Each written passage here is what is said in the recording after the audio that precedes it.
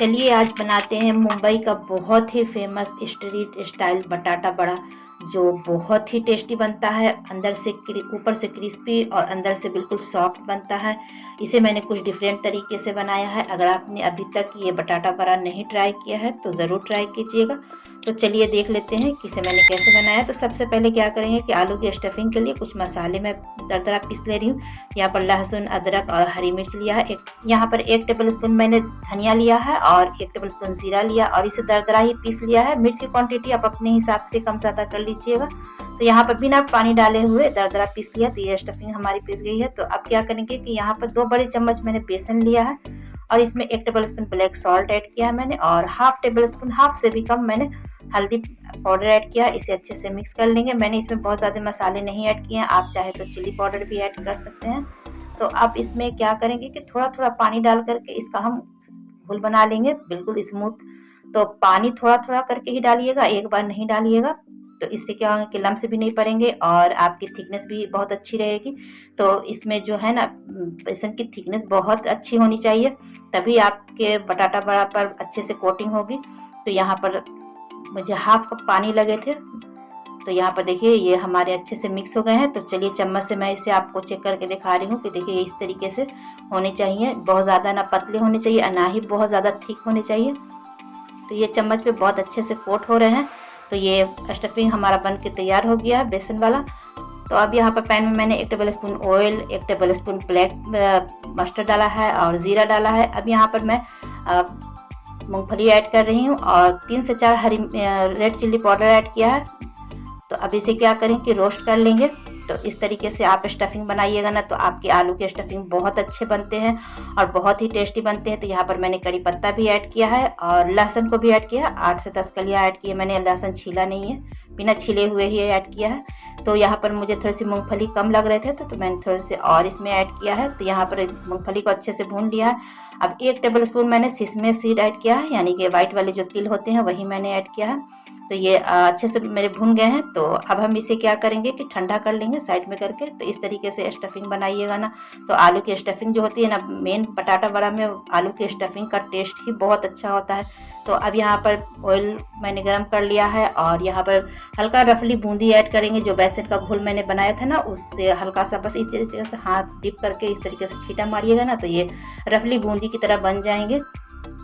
तो यहाँ पर बूंदी को हमें लाल करके निकाल लेना है। तो इसे हम किसमें ऐड करेंगे, आप आगे वीडियो में बने रहिएगा तो देखिएगा। तो यहाँ पर बूंदी हमारी क्रिस्पी फ्राई हो गई है। तो इसे हम छन्नी में छान लेंगे। छन्नी में छानने से ना इसका एक्स्ट्रा ऑयल है जो वो निकल जाते हैं।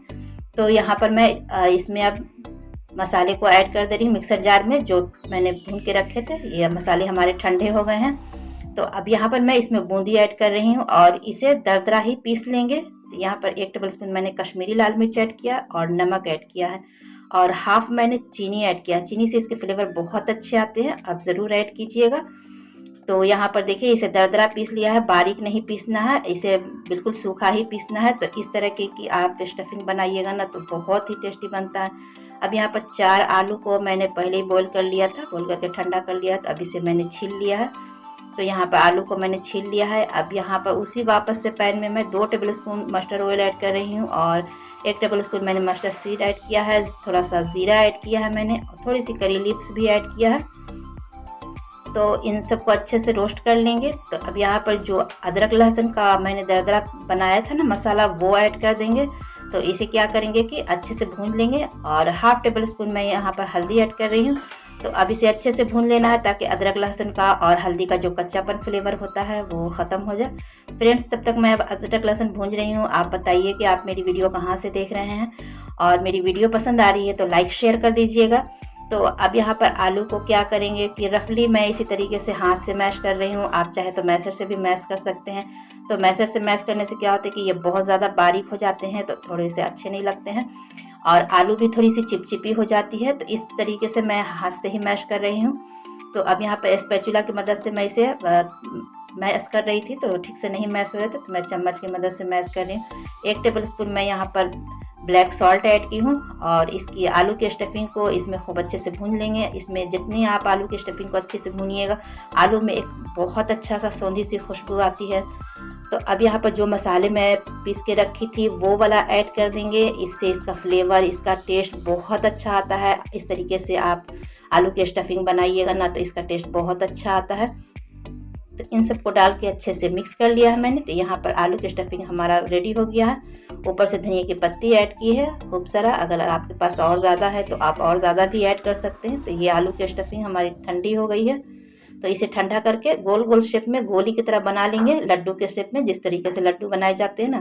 क्योंकि बटाटा बड़ा जो होता है वो गोल ही होते हैं, एकदम गोल गोल क्रिस्पी क्रिस्पी, ऊपर से क्रिस्पी अंदर से सॉफ्ट रहेंगे।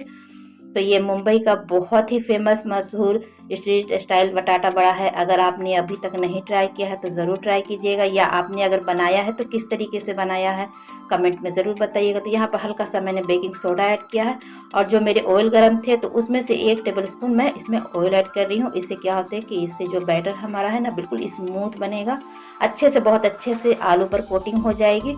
तो यहाँ पर एक एक करके इसमें आलू को डाल देंगे और इसे चम्मच की मदद से इस तरीके से ऊपर से कोट कर लेंगे। आप चाहे तो यहाँ पर हाथ से भी इसे कोट कर सकते हैं, हाथ से भी बहुत अच्छे से कोट हो जाते हैं। तो यहाँ पर मैं चम्मच से कोट कर ले रही हूँ। तो अब यहाँ पर ऑलरेडी मैंने ऑयल को गर्म करने के लिए रख दिया था। तो अब एक एक करके बटाटा बड़ा को इसमें हम ऐड कर देंगे। और इस वक्त गैस के फ्लेम को बहुत हाई नहीं रखेंगे, लो से मीडियम के बीच में रखेंगे, क्योंकि बहुत ज़्यादा हाई रखिएगा तो ये तुरंत लाल हो जाएंगे, क्रिस्पी नहीं बनेंगे। तो यहाँ पर देखिए अब मैं इस तरीके से ऊपर से ऑयल को स्प्रिंकल की थी ताकि ऊपर के जो लेयर हैं वो अच्छे से सेट हो जाए, पलटने में बिखरे नहीं। तो इस तरीके से देखिए यहाँ पर मैंने बना लिया है। तो अब बहुत अच्छे से चारों तरफ से कोटिंग हो गई है। तो आप ऊपर से स्प्रिंकल कीजिएगा ना तेल, तो इसके कोटिंग जो है वो बिखरेंगे नहीं। तो यहाँ पर मैंने छन्नी में छान लिया है। तो दूसरा बैच भी मैं इसी तरीके से फ्राई कर लूँगी। तो आप इसे शाम की छोटी मोटी भूख में आप ट्राई कर सकते हैं, बच्चे लोग के लंच बॉक्स में भी आप इसे दे सकते हैं।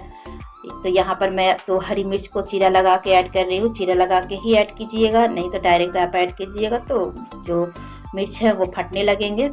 तो यहाँ पर ये हमारा दूसरा बैच भी फ्राई हो गया है। तो अब यहाँ पर क्या करेंगे, करी लिप्स थोड़ी सी मैंने और फ्राई की है इसमें। तो ये ऑप्शनल है, आप चाहे तो स्किप भी कर सकते हैं, लेकिन इसमें कुरकुरा करी लिप्स और जो हरी मिर्च है वो बहुत ही टेस्टी लगता है खाने में।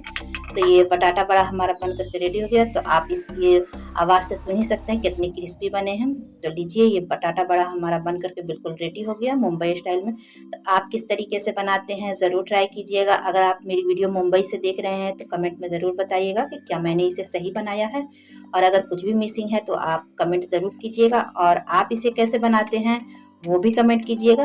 तो ये बटाटा बड़ा को मैंने ग्रीन चटनी के साथ बनाया, और जो सूखे वाले मसाले पीस के रखे थे ना दरदरा, वो ऐड किया है मैंने, ऊपर से स्प्रिंकल कर दिया है मैंने बटाटा बड़ा पर।